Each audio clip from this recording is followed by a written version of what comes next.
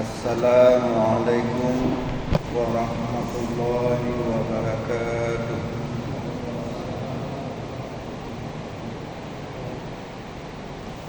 Innal hamdalillah nahmaduhu wa nasta'inuhu wa nastaghfiruh wa na'udzu billahi min shururi anfusina wa min sayyiati a'malina.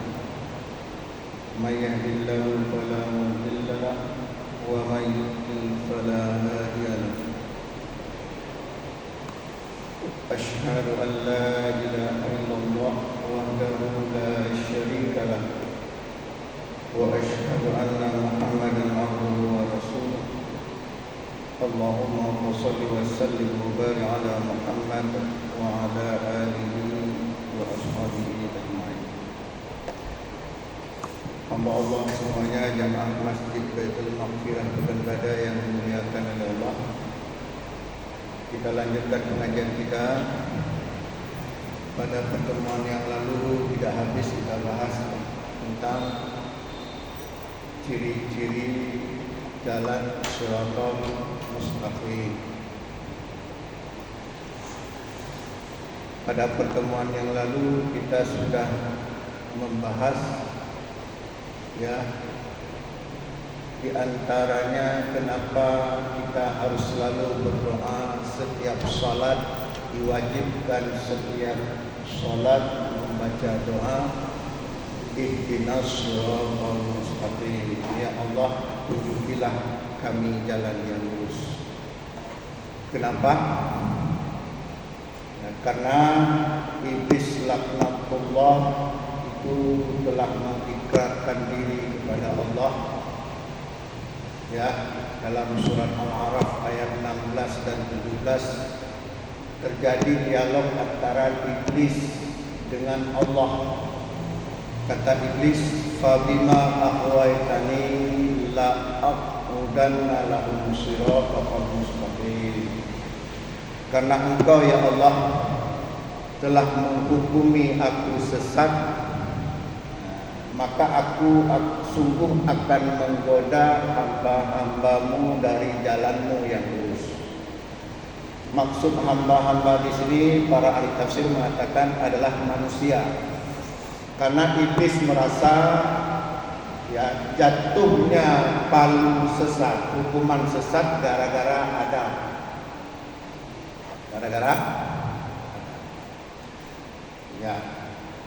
Summa la'atiyannahum min baini aydihim, aku akan datang dari depan manusia. Wa min khalfihim, aku akan datang dari belakang manusia, kata iblis. Wa an yamini wa an aymanihim, aku akan datang dari sebelah kanan manusia. Wa an syama'ilihi, aku akan datang dari sebelah kiri. Wala tajidu aktsarahum syakirin, dan engkau ya Allah tidak akan mendapati kebanyakan manusia bersyukur. Dan ini sudah kita jelaskan. Sebelum saya lanjutkan, saya ingin menjelaskan juga bahwa kenapa iblis itu merasa sangat sombong, merasa seolah-olah nggak pantas Adam sujud kepadanya. Bukan sujud penyembahan nggak boleh. Ini sujud penghormatan. Kenapa? Karena kata iblis, ana khairu minhu, aku lebih baik daripada Adam. Aku lebih baik daripada Adam. Ma mana'aka alla tasjuda id amartuka, kata Allah. Mengapa kamu enggak mau sujud kepada Adam ketika aku memerintahkanmu? Kata Allah kepada iblis. Terus iblis bilang apa? Ana khairum minhu, aku lebih baik dari Adam. Khalaqtani min nari, Engkau ciptakan aku ya Allah dari api, wa khalaqtahu min tin, dan engkau ciptakan Adam itu dari tanah.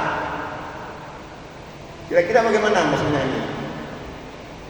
Dalam anggapan iblis, api itu lebih hebat dari tanah.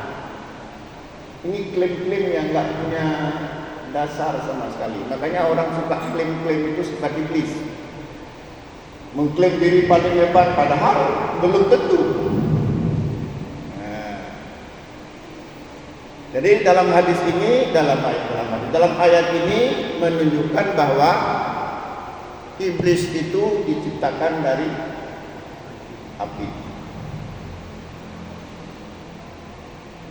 Manusia Adam diciptakan dari tanah, saripati tanah. Kalau malaikat diciptakan dari apa? Hah? Dari nur. Baik, dari nur. Apa dalilnya? Nah, itu jangan kita klaim-klaim juga. Kalau tadi kita bilang iblis diciptakan dari api, ayat tadi surat Al-A'raf ayat berapa? 14 atau 12 gitu. Ana khairun minhu khalaqtani min nari wa khalaqtahu min tin. Aku lebih baik dari Adam karena engkau ya Allah menciptakan aku dari api dan engkau ciptakan Adam dari tanah. Jelas dari ayat ini menunjukkan bahwa iblis dari api, Adam dari tanah. Kalau malaikat dari nur, apa dalilnya? Ya, dalilnya adalah dari Aisyah, hadis dari Aisyah, hadis diriwayatkan oleh Imam Muslim. Rasulullah sallallahu alaihi wasallam yaqul, Rasulullah sallallahu alaihi wasallam bersabda, khuliqat al-malaikatu min nurin wa khuliqa al-jannu min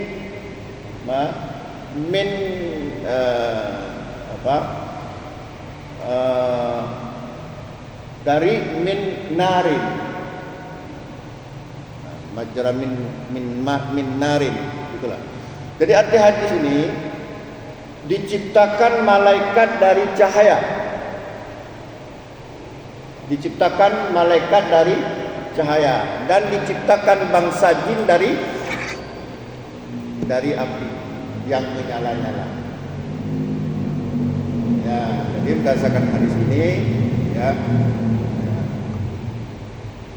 malaikat itu diciptakan dari cahaya. Malaikat diciptakan dari cahaya. Jin diciptakan dari api. Manusia diciptakan dari tanah.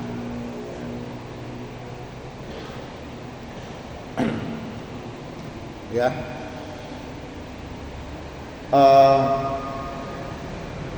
Jadi kemudian iblis merasa dia seolah-olah ketika Allah menciptakan dari api itu bisa mengalahkan tanah dan cahaya. Malaikat mau sujud kepada Adam, tapi iblis enggak mau. Ya, iblis enggak mau. Nah itu. Jadi iblis merasa lebih senior.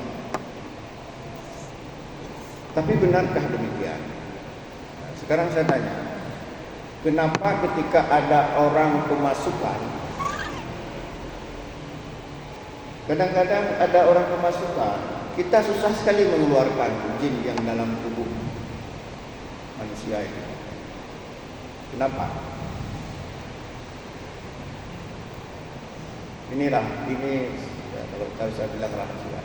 Karena kita menganggap kita di bawah jin. Padahal sebenarnya manusia di atas jin. Sekarang saya tanya, mana lebih mulia orang yang sujud, makhluk yang sujud dengan yang disujudi? Yang disujudi. Sekarang yang disuruh sujud oleh Allah siapa? Iblis atau Adam? Adam. Enggak, yang disuruh sujud iblis. Yang disujudi Adam. Mana lebih hebat? Mana lebih mulia? Adam. Makanya kalau kita mau ru'yah, posisikan jin dalam tubuh manusia itu lebih rendah dari kita, maka cepat keluar. Ini kenapa selama ini kita susah kali mau ru'yah. Karena begitu melihat hantu kita lari. Membuat manusia itu lemah. Tidak, lari nggak lihat hantu. Coba jangan lari. Maka kalau kita nggak melihat hantu tidak lari, kalau kita meruyah jin itu cepat keluar. Ini karena kita takut kan? Kalau tengah malam bangun ambil wudu, hati-hati lihat dulu ada setan nggak di sana. Ya mau setan itu makin kuat. Padahal Allah berfirman, Inna kaida syaitani kana dha'ifa. Sesungguhnya tipu daya syaitan itu lemah. An-Nisa ayat 76. Nah, robah sekarang. Umar bin Khattab, Masya Allah, ketika jalan di sebuah jalan Madinah, lewat ada ekor jin. Kita bilang apa? Kalau seorang orang, lewat satu jin. Jin itu tempuh jalan lain dia, nggak berani bukan Umar bin Khattab. Kalau kita gimana? Kalau kita jalan itu ada nampak setan, kita yang cari jalan lain. Inilah yang membuat kenapa jin itu dalam tubuh itu susah keluar. Karena kita sendiri yang membesarkan jin, padahal Allah telah mengatakan bahwa iblis harus tunduk pada Adam. Nah, sekarang buktinya lagi. Apa bukti? Tadi bukti pertama, manusia itu lebih tinggi derajatnya dari iblis, yaitu Allah menyuruh iblis sujud pada Adam. Sekarang apa bukti lainnya? Iblis itu lebih rendah dari kita. Ya. Allah berfirman, Innahu yaraka. Innahu yaraka, Al-Araf ayat 20. Innahu yaraka huwa wa qabiluhu min haitsu la tarawnahu. Ya. Sesungguhnya dia itu siapa? Iblis. Wa qabiluhu, dan golongannya. Dan iblis itu dari setan. Iblis itu bangsa jin. Iblis itu bangsa sebagaimana Allah sebutkan dalam surat Kahfi ayat 50. Wa id qulna lil malaikati isjudu li Adam fasajadu illa iblis wa kana minal jin. Dan ingatlah ketika Allah berfirman kepada malaikat untuk sujud kepada Adam, iblis enggak mau dan dia dari bangsa jin. Jadi iblis itu dari bangsa jin. Jadi Allah mengatakan, Innahu yaraka, sesungguhnya Innahu yaraka huwa wa qabiluhu, sesungguhnya iblis dan bangsanya dan kaki tangannya dan bangsanya atau bangsa jin melihat kamu min haitsu la tarawnahu, dari tempat yang kamu tidak bisa melihat mereka. Sekarang orang yang intip-intip itu apa maksudnya? Orang berani atau orang pengecut? Pengecut. Jadi iblis itu dan saya tetap pengecut, diam-diam dia lihat kita.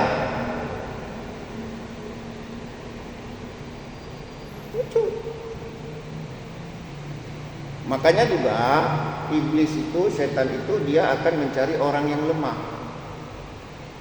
Makanya orang lemah itu mudah kemasukan. Orang lemah itu mudah kemasukan. Nah, kemudian para ahli tafsir lain ada juga ahli tafsir mengatakan maksud daripada iblis dan bala tentaranya dari kalangan jin tidak bisa melihat manusia supaya tidak bersatu, tidak bergabung. Lagi pula untuk kemaslahatan manusia. Coba kalau kita bisa lihat jin, nggak nyaman kita. Nggak. Coba seandainya kita bisa melihat jin sebagaimana jin bisa melihat kita, gimana kira-kira? Ini jangan-jangan ada nih bangsa jin yang ikut pengajian. Betul? Nah, nggak apa-apa, dia nggak mengganggu. Cuman nggak nampak saja. Kalau nampak lari kita semua ya. Nah, makanya membuat jin setan itu makin berkuasa. Dulu saya pernah meruqyah, bisa meruqyah. Jadi ada jin masuk ke tubuh murid saya, umurnya ratusan tahun. Kira-kira begitu. Saya ruqyah, keluar dia. Katanya agamanya entah siapa agamanya saat itu. Saya suruh masuk Islam, mau masuk Islam dia. Walaupun kata Nabi jin itu penipu. Masalah ditipu atau enggak urusan kedua lah. Saya suruh masuk Islam dia. Masuk dia Islam. Terus saya pesan, nah, nanti kalau sudah masuk Islam, keluar, kalau ada tempat-tempat pengajian ikut. Tapi jangan mengganggu. Nah, jangannya mungkin ada ikut ya.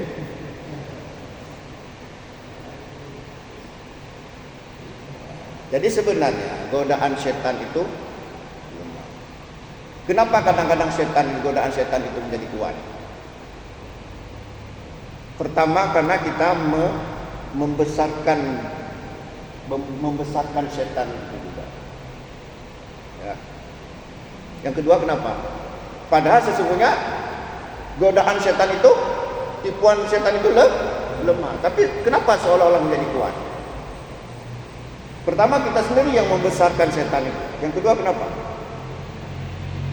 Karena ada cuak di kalangan manusia. Ya. Ada apa? Ada cuak di kalangan manusia. Apa maksudnya cuak? Cuak itu apa? Mata-mata. Nah, coba kita perhatikan surat Al-An'am ayat 112.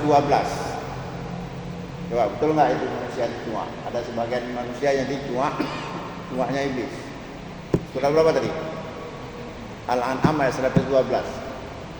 Wa kadzalika ja'alna likulli nabiyyin aduwan syayatinal insi wal jin yuhi ma'duhum ila ma'din zurfal qawli gurura. Apa artinya itu? Dan demikianlah kami jadikan tiap-tiap nabi itu ada musuh. Siapa musuh tiap-tiap nabi? Syayatinal insi wal jin, setan-setan dari jenis manusia dan jin. Ya kan? Setan-setan dari jenis manusia dan jin. Yuhi ba'duhum ila ba'din zurfal qawli gurura. Dan sebagian mereka membisikkan kepada sebagian yang lain kata-kata yang indah untuk menipu. Nah, musuh Nabi berarti musuh umatnya. Tadi siapa musuh Nabi? Setan dari jenis manusia dan jin. Nah, manusia. Berarti manusia ada yang jadi kaki tangan iblis. Kaki tangan itu apa istilah bahasa Aceh? Cuak. Karena dia punya cuak di kalangan manusia, makanya iblis itu makin kuat dia. Sekarang saya tanya, yang ngajak kita buat jahat apa? Jin datang menampakkan diri dia. Yang ngajak kita siapa?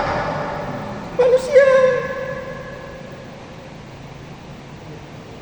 Manusia kan yang ngajak kita berbuat jahat siapa? Jadi iblis itu cuma ungkang-ungkang aja ya. Sudah ada cuak-cuaknya dari kalangan manusia. Ya. Makanya jadi kuat. Nah, misalnya contoh, ayolah kita sekali-sekali ke Medan. Nah, itu siapa dia? Cuak kan? Cuak siapa? Nah, ya.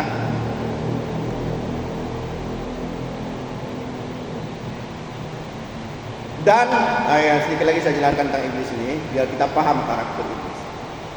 Iblis itu hanya iblislah satu-satunya yang tidak mati sampai hari kiamat. Kadang-kadang sebagian umat Islam salah paham, dikatakan adalah setan itu enggak mati-mati. Enggak. Setan itu mati. Kata Nabi, ya. Nabi pernah berdoa dengan doa ini. A'udzu bi'izzatika. A'udzu bi'izzatika, ya. Aku berlindung dengan kemuliaan-Mu ya Allah. La ilaha illa anta. Alladzi al-hayyu. Kemudian wal jinnu wal insu yamutuna. Hadis ini saya riwayatkan oleh Imam Bukhari dan Imam Muslim. Rasulullah berdoa, ya Allah, aku berlindung dengan kemuliaan-Mu yang tiada Tuhan yang berhak disembah melainkan Engkau yang maha hidup, sementara manusia dan jin itu mati. Nah, Manusia dan jin mati. Terus kenapa iblis enggak mati? Nah, karena dia pernah memohon pada Allah. Andirni ila yaumi yub'atsun. Ya Allah, tangguhkanlah kematianku hingga hari kebangkitan. Dan Allah mengabulkan permohonan iblis. Itu bisa diperiksa dalam surah Al-A'raf. Andirni, tangguhkanlah aku ila yaumi yub'atsun, hingga hari kebangkitan. Makanya beda iblis dengan Adam apa? Padahal sama-sama awal-awal ya. Adam awal-awal, iblis awal-awal. Cuma bedanya apa?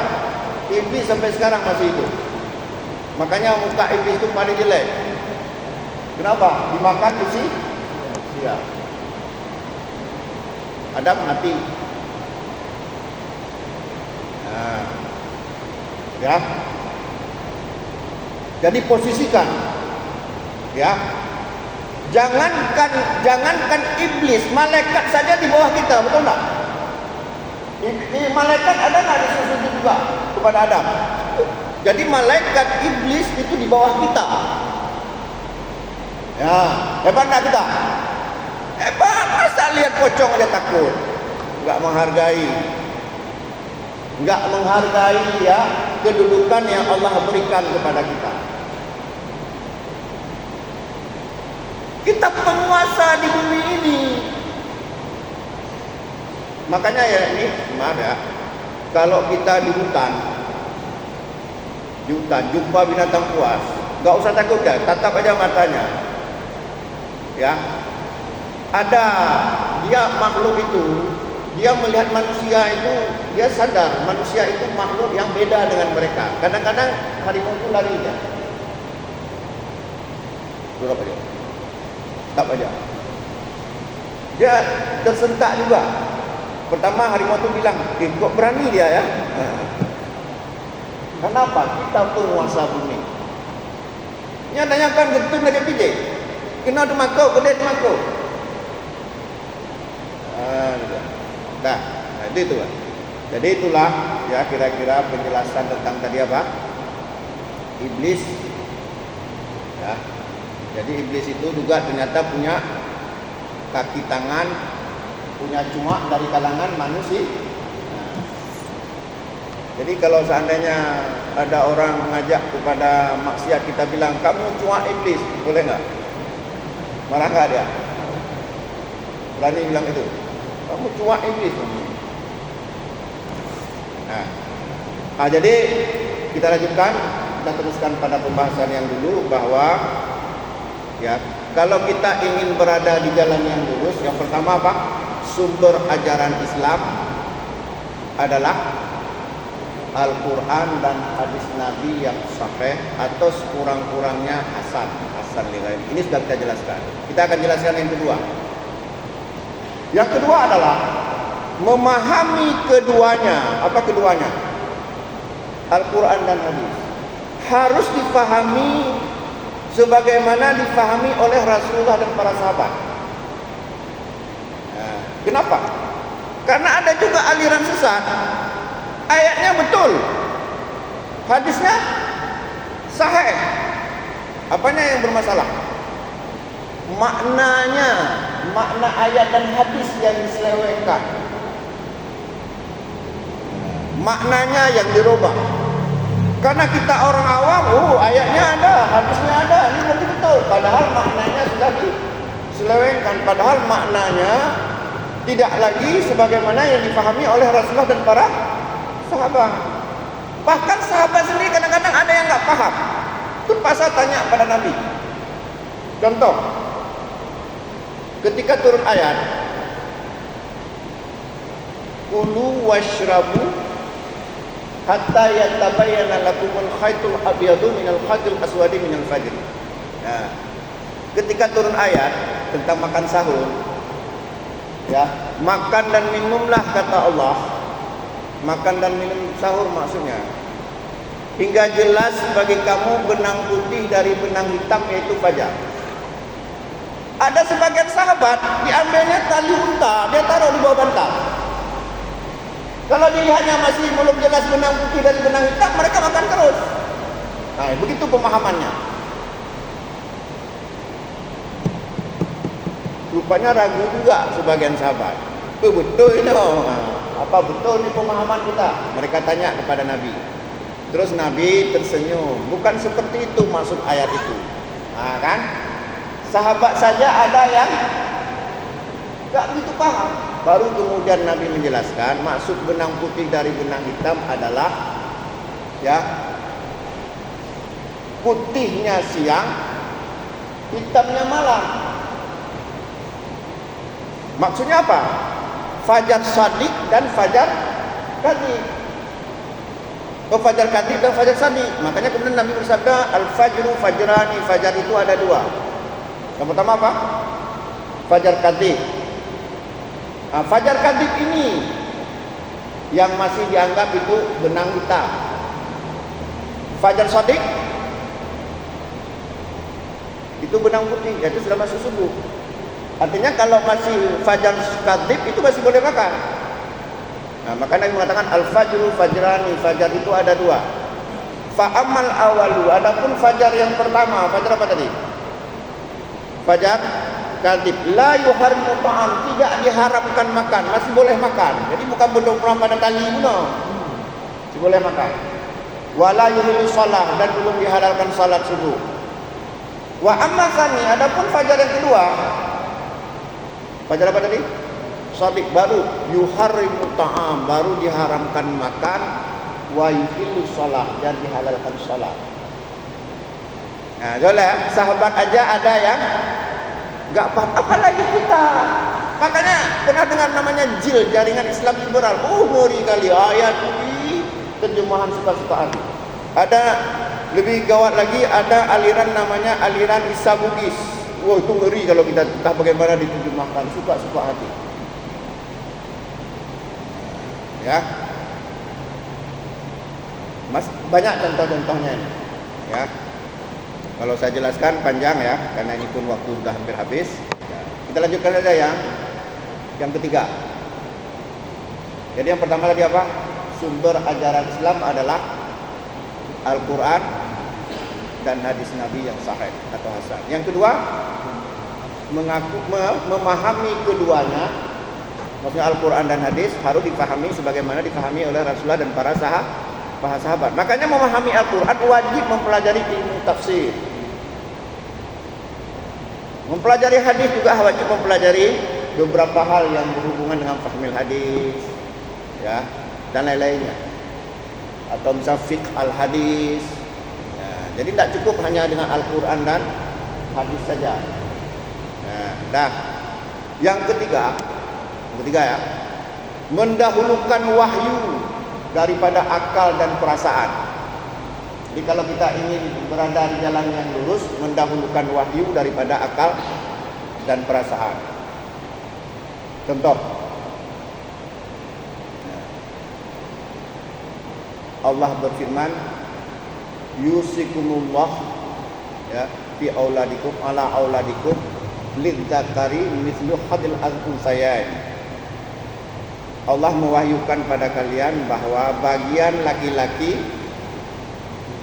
ya, satu orang laki-laki itu bagian seorang laki-laki sama dengan dua bagian perempuan dalam masalah harta warisan. Ya kan? Bagi laki-laki mendapat dua dari perempuan. Oh, saya tidak setuju ayat ini, kata wanita. Enak kali laki-laki ingin dibagi rata aja lah. Ada nggak kasih seperti itu? Nah, ini tadi. Ya, wahyu bertentangan dengan perasaan, wahyu yang dibuang. Perasaan yang diambil. Nggak adil lah. Bagi sama rata aja lah. Nah, gitu. Padahal tadi ayat menyuruh laki-laki mendapat dua, perempuan satu. Hak perempuan itu setengah dari kaum laki-laki. Ini ayat. Contoh lain. Fankihu ma tabalakum minan nisa'i masna wa thulatha wa ruba'. Fa in khiftum alla ta'dilu Fawahida. Nikahilah oleh kalian perempuan baik-baik dua. Langsung perintahnya dua, bukan tapo. Tiga, empat. Jika tidak mampu berlaku adil, istilah dia menyokek dah. Baru tabok. Berarti urus taboknya urus nyokek. Didengar oleh perempuan mengamuk, dia enggak terima ayat itu. Enggak terima ayat itu. Ah, coba. Kenapa? Bertentangan dengan. Nah, kalau kita perturutkan, itu bisa jadi bisa menyesatkan. Nah, sama kayak ini ya. Ini kita pakai peci ini. Kepala ibarat wahyu. Peci ini ibarat akal dan perasaan. Kalau enggak pas, apa yang kita rubah? Apa kepala kita potong? Enggak pas ya kepala ada potong. Kalau kepala kita potong, sama dengan kita merubah wahyu. Yang betul, peci yang kita ganti. Nah, ini hati-hati. Kalau ada ayat Al-Quran bertentangan dengan akal dan perasaan kita, maka akal perasaan kita yang kita rubah. Mungkin karena pendidikan kita yang salah, belajar Islam ke MJ University, belajar hukum Islam pada Goldier, ahli hukum Islam tapi sangat anti Islam, ya jelas lah. Karena ilmunya salah, maka bertentangan dengan Al-Quran dan hadis. Ini gimana? Ini gimana? Yang kelihatan yang berat sekali yang terjadi di masyarakat, itu mendahulukan wahyu daripada akal. Banyak ayat-ayat kalau kita kupas panjang, banyak sekali kan. Contoh misalnya lagi, Allah berfirman, ya ini ayat yang bilang ya, jangan marah sama saya ya. Dibilang pula macam-macam. Ini saya menyampaikan ayat. Allah berfirman, apa hukum jahiliyah ya Tuhan? Apa hukum jahiliyah yang kamu kehendaki?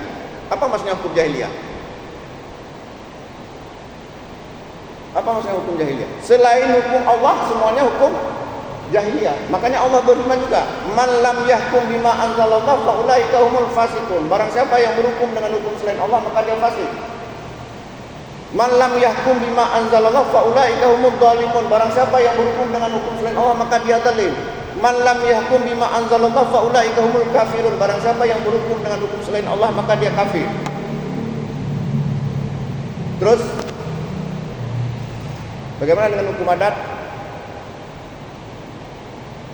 Hukum adat di mana? Mana? Ada yang bilang begini,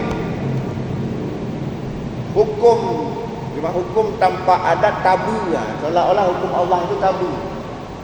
Ini hati-hati ucapan seperti itu. Di akhirat enggak laku hukum adat. Di dunia boleh. Di akhirat hanya berlaku hukum Allah.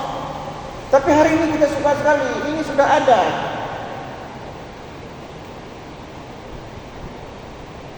Ada. Saya enggak kasih tahu, enggak bilang contoh-contohnya.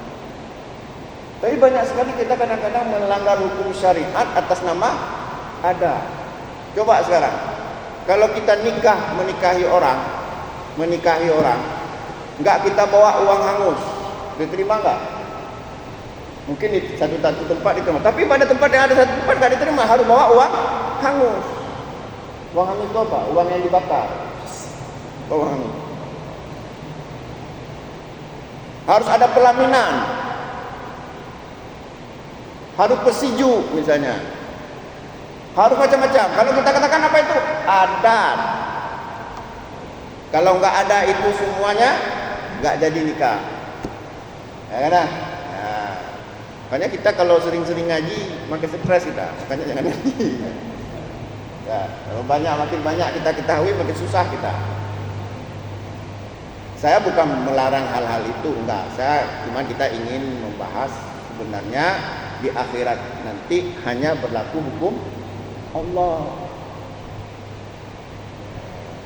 Allah. Enggak boleh kita mengatakan hukum adat.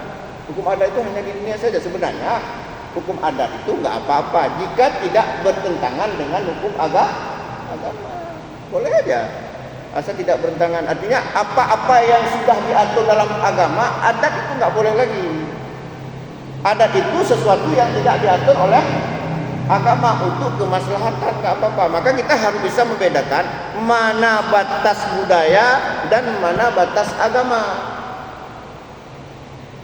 Mana batas budaya, mana batas budaya. Adat itu kan budaya yang sudah melembaga. Kalau kita tanya sama ahli antropologi, adat istiadat itu adalah budaya yang sudah menjadi kebiasaan. Ya udah, nggak usah lah kita bahas itu, pening pula kita. Kita lanjut aja yang keempat. Yang keempat ya, mendahulukan dazan belum? Sekali lagi. Mendahulukan ayat-ayat yang muhkam daripada ayat mutasyabihat. Apa itu ayat yang muhkam? Ini bukan dalam konteks usul fikih ya, tapi dalam konteks pemahaman yang lain. Muhkam itu maksudnya ayat-ayat yang jelas, yang dia tidak memiliki makna mustara, tidak memiliki makna ganda. Sementara ayat-ayat mutasyabihat memiliki makna ganda. Nah, Allah berfirman, fa ammal ladina fi qulubihim zay'un fayattabi'una ma tasyabaha minhu ibtigha'al fitnah. Adapun orang-orang yang di hatinya cenderung kepada kesesatan, mereka mengambil ayat-ayat mutasyabihat untuk menimbulkan fitnah. Kenapa ayat mutasyabihat itu bisa menimbulkan fitnah? Karena bisa diartikan sesuka hati. Contoh ayat yang muhkam ya. Contoh ayat yang muhkam. Ar-rijalu qawwamuna 'alan nisa. Apa artinya? Laki-laki adalah pemimpin kaum wanita. Jelas itu. Muhkam, jelas, tegas. Kenapa? Karena yang pertama sekali diciptakan oleh Allah Adam atau Hawa? Adam, bukan Hawa. Allah ciptakan Hawa untuk apa? Mendampingi, asisten pribadi. Jadi yang pertama diciptakan oleh Allah adalah Adam. Ini dalam proses fitrah ya. Kalau ketakwaan sama di hadapan Allah. Ini fitrahnya. Kemudian Rasulullah bersabda, ar-rajulu ra'in fi ahlihi wa huwa mas'ulun an ra'iyatihi. Laki-laki itu pemimpin dalam rumah tangganya dan dia akan diminta pertanggungjawaban. Jelas kemukaman. Dari mana? Dari fisik pun jelas kemukamannya. Laki-laki kuat, perempuan agak lemah. Kemudian dari sisi perasaan, laki-laki itu tegar. Kalau perempuan cengeng, manja, kan gitu. Tapi oleh orang-orang yang memperjuangkan gender, ayat itu enggak dipakai. Ayat yang muhkam tadi enggak dipakai. Pakailah ayat-ayat lain, diterjemahkan sesuka hati agar bisa mendukung pendapatnya yang mengatakan laki-laki dan perempuan sama. Kalau laki-laki dan perempuan sama, yang untung laki-laki. Laki-laki bisa ngopi-ngopi aja di warung kopi. Suruh perempuan cari kerja. Enggak sama. Kalau sama yang kita mendalimi perempuan. Kenapa? Karena Nabi mengatakan tut'imuha idza ta'anta. Berilah makan istrimu ketika kamu makan. Bukan istri yang kasih makan kita, tapi kita kasih makan istri. Nah, gitu. Ya udah gender sama. Jadi kalau laki-laki keluar jam berapa kerja? Jam berapa keluar? Jam 8. Perempuan juga keluar jam 8, pulangnya laki-laki jam 6, perempuan juga 6. Anak sama siapa? Padahal Rasulullah bersabda, al-mar'atu, perempuan, ra'iyatu fi ahli zawjiha wa hiya mas'ulatun anhu. Padahal perempuan itu kata Nabi pemimpin dalam rumah padahal perempuan itu kata Nabi ya, ra'iyatun fi ahli zawjiha wa waladiha. Ya. Padahal perempuan itu kata Nabi ya, pemimpin dalam rumah tangga suaminya. Al-mar'atu ra'iyatun fi ahli zawjihi wa waladihi wa hiya mas'ulatun anhu. Perempuan itu kata Nabi pemimpin dalam rumah tangga suaminya dan anak-anaknya, dan dia akan diminta pertanggungjawaban. Tapi hari ini Suami pergi kerja, pulang jam 6, istri pergi kerja, pulang jam 6, anak sama siapa? Pembantu. Apa pembantu itu pakar mendidik anak? Ibunya sarjana pendidikan, pembantu sarjana pendidikan juga. Bukan nggak boleh, tapi hati-hati. Boleh aja, perempuan itu tidak dilarang bekerja asal bisa menghindari dari fitnah. Tapi jangan lupakan tadi apa? Tanggung jawab sebagai seorang istri dan sebagai seorang ibu. Makanya saya bilang kalau kita berbicara ideal, pening kita. Karena udah biasa kita. Kadang-kadang sengaja laki-laki cari perempuan yang sudah PNS, yang sudah kerja. Kenapa? Biar enak itu. Padahal konsep Islam tidak seperti itu. Bukan tidak boleh perempuan bekerja. Nah, jadi yang keempat tadi apa? Mendahulukan ayat-ayat yang muhkam daripada ayat-ayat mutasyabihat. Ada yang mau bertanya? Ada waktu, masih ada waktu? Kalau nggak ada, sedikit lagi yang terakhir saya sampaikan. Ya, ada seorang misionaris Kristen, mungkin juga pernah saya sampaikan di sini. Ada seorang misionaris Kristen bernama ya Samuel Zwemer. Dia mengatakan begini, untuk menghancurkan Islam, katanya, kita harus menciptakan di tengah-tengah umat Islam satu generasi yang terlepas hubungannya dengan Al-Quran. Jadi menciptakan di tengah-tengah umat Islam satu generasi yang terlepas hubungannya dengan Al-Quran. Karena Al-Quran inilah yang paling berbahaya, yang bisa memompa jihad, memompa macam-macam lah, memompa orang istiqamah. Caranya bagaimana? Caranya diantaranya adalah suruh perempuan keluar rumah. Suruh perempuan keluar rumah. Sehingga anak-anak tidak lagi di bawah bimbingan langsung ibunya. Jangankan menghafal Quran, kasih sayang pun kadang-kadang kurang terpenuhi. Pembantu mana ada suruh hafal Quran dia? Paling-paling dengar Evita Mala dia, Maggie Z. Akhirnya anak kita itu yang dengarnya tiap hari. Ya ini ya, jadi ini yang harus kita waspadai. Jadi hamba Allah masih banyak sebenarnya ya, masih banyak ya ciri-ciri jalan yang lurus, tetapi karena waktu sangat terbatas, mudah-mudahan ada manfaatnya. Aku lubi qauli hadza fastaghfiru innahu ghafurur rahim. Wassalamualaikum warahmatullahi wabarakatuh.